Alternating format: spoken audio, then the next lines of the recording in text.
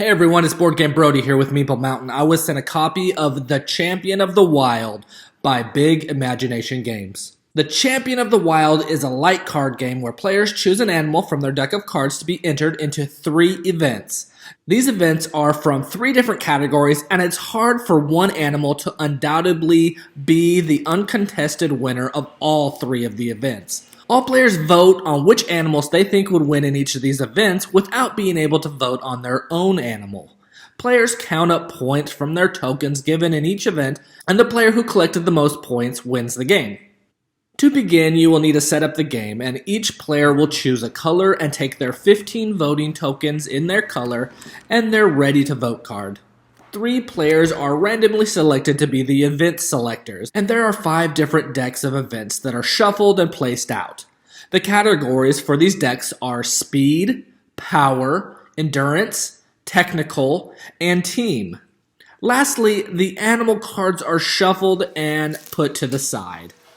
So in the first phase, the events will be selected, and each player chosen to be the event selector will each choose a different event deck and take the top 3 cards from that deck. They then choose one card of the 3 that features an event that everyone will compete in. The other cards are discarded and placed on the bottom of their matching deck. And when the 3 events are chosen, then the events are read aloud to all players, giving all conditions listed on the card relating to flying or water animals. And at this point, any questions or clarifications are mentioned, and any further information detailing the event can be added by the event selector. After this is done for all 3 cards, you will keep those 3 cards out for all players to review anytime during the game. Now in the second phase, players select an animal for the selected events, and each player will be dealt out 7 animal cards. Each player will then select one animal card to enter, and that animal will be entered into all 3 of the chosen events, and they will place it face down in front of them. When choosing your animal for these events, you will need to know only the physical attributes of the chosen animal are considered. The animal will also carry out the exact instructions given to them, and if any equipment is needed, it will be given to them in the appropriate size. This also includes survival headgear for a water animal when on land. And lastly, animals cannot purposely injure their competition during an event. Again, clarification of the exact physical interaction should be done in phase 1. Simultaneously, players will then all reveal their chosen animals. The third phase is the competition phase, and each player will be voting on each animal except for their own in every event. At first, players place their card with the undecided side up in front of them, and each player gets an opportunity to explain their strategy for the event and for an open discussion to be done.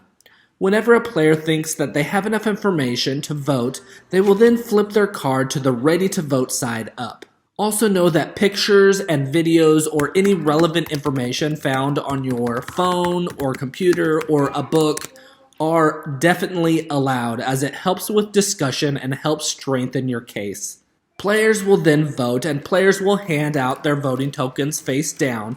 Each player has a token from 1st place to 5th place, and if you're playing with less than 6 players, then you won't be using all of those tokens. Once all players have given out their tokens, then each player takes their received tokens and sets them aside without looking at them. Players will then do the same voting for the remaining events. Once all events have been voted on, players will calculate their score, and whoever has the most points wins the game. The game is very casual, and it's fun to see people explain why their animal would do better in an event than anyone else's, especially when people actually know their animal's abilities in real life, or when they quickly research it on their phone. This is a social game, and there really isn't much strategy besides talking up your animal and getting a good hand of cards to use to pick from. If you like negotiating or arguing a point like a lawyer does, then you will really like this game. I also think this would be a great game to help your kiddos or teenagers with public speaking or social interaction. If you like social games where everyone gets to talk and share their ideas, then this game would be great for you. I really liked playing this with my kiddos as they got to pick and tell us why they thought their animal would win each event.